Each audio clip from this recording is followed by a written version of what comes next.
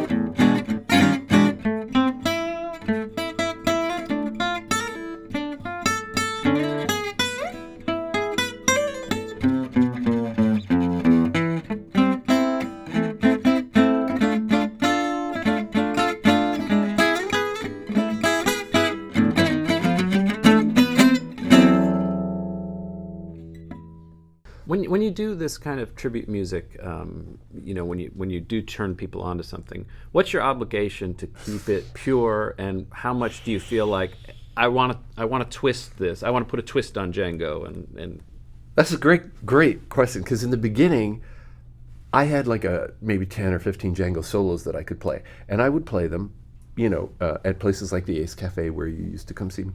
I would play them, and nobody would really respond. So I think, they don't know what I'm doing. So better I should develop my own voice than just be regurgitating Django solos. Mm-hmm. Now, regurgitating is not a very kind word, but I don't mean it in a pejorative sense, but that is how we learn. And a lot of guys, that's all they do. Mm-hmm. And that's an okay thing. It's a tribute, it's an homage, the older I get, the more I go back to playing the Django solos, because now there are guys in the audience who go, oh, I know what record that is. That's 1947. He recorded that in Germany, But in the beginning, I didn't get the encouragement to do that, so I developed my own voice. So to answer your question about obligation, I constantly am weighing this. Because I'm not a gypsy, mm-hmm. because I don't play with true gypsy technique. There are guys that have way more technique than I do, but sometimes the guys with technique, that's all they're selling. This piece is a piece, an improvisation that Django recorded. I believe this is improvisation number 1. These things were the idea of a record producer at RCA Victor. Back in the day, they would make records with one track on one side of the record. You flip the record over and there would be one song. And so they had some sides to fill up. And the producer said to Django, why don't we record some solo guitar like you do? I've heard you noodling all by yourself, in the dressing room. And Django said, no, nobody wants to hear that. I'm just making that stuff up off the top of my head. And the producer said, no, I think the world would like to hear this. Andre Segovia, he's playing solo guitar on stage. This is a thing, And it was sort of a new thing back in the 1900s, 19-teens, 1920s. So for Django to do this in the 30s, he was kind of continuing on a tradition of the Segovia thing, one man, one guitar, alone on stage.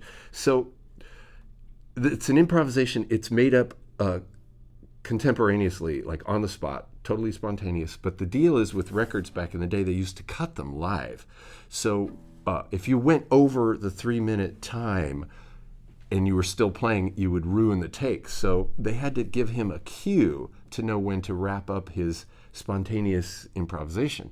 So he said, turn off all the lights in the studio, and when I've got 15 seconds, flip them on, and then I'll just finish up whatever I'm doing. And we don't know if this story is true, but apparently it is. So when I play this, just keep in mind that Django made this up on the spot, and I'm just repeating what Django recorded, and that he just made it all up, and then, as he liked to say, I just made it up and I just forgot it. So this is improvisation number 1.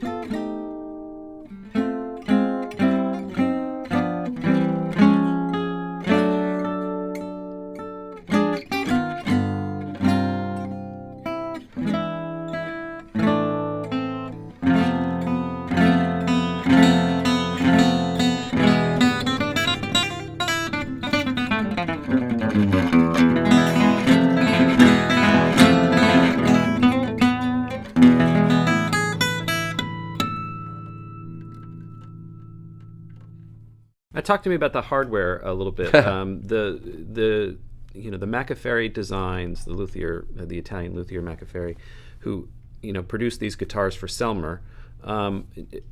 Is this a copy? This is a copy of. This is a copy.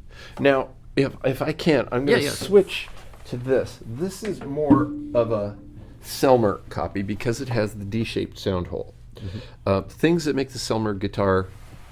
And Selmer built them, the Selmer saxophone company. Mario Macaferi designed them, and he goes to the Selmer saxophone company and says, you should make my guitars. And they go, we make saxophones here. You understand? Selmer sax. He goes, you should make my guitar. Somehow he talked them into this. He is credited with inventing the cutaway guitar. Mm-hmm. Nowadays, we don't see guitars without cutaways. He invented this overly large sound hole so more sound could escape. We have this floating bridge and tailpiece like a violin or a string bass. This bridge is totally movable, like an archtop guitar. So in this regard, it's like an archtop with the strings going over a movable bridge. Other than that, this is a classical guitar with steel strings on it. That was the design that Mario Macaferri invented. But the Macaferri guitars have the large sound hole. Around 1939 and 1940, the guitar players wanted 14 frets to the body at the neck. So this guitar has 14 frets to the body, which changed the internal bracing, which necessitated a different sized sound hole. So this is not Macaferri's design now. It looks like a Macaferri with this and with this and with this. Macaferri said, I didn't design that. Don't call it a Macaferri. Take my name off that. So this is a Selmer copy. This is a Macaferri. You could call both of these guitars Selmer copy guitars because they're both made by the Selmer company, but these are copies. The real ones go for $30,000, $40,000, $50,000. This one's made by Maurice Dupont. I've had it 25 years, and it sounds like gold. Like I say, it's a classical guitar with steel strings. When Django came to America, he didn't bring his guitar. He thought all the guitar builders were going to meet him at the dock and go, here's our Gibson, here's our Epiphone, here's our whatever. Please play it. We'll put your name on it, and nobody met him. So Ellington, who Django was touring with, they had to take him to a pawn shop and get him a guitar, just a guitar. They didn't have these in America. So he got an archtop and an amplifier, which was cool. He was into it, but it wasn't his sound, and this is the characteristic Gypsy sound.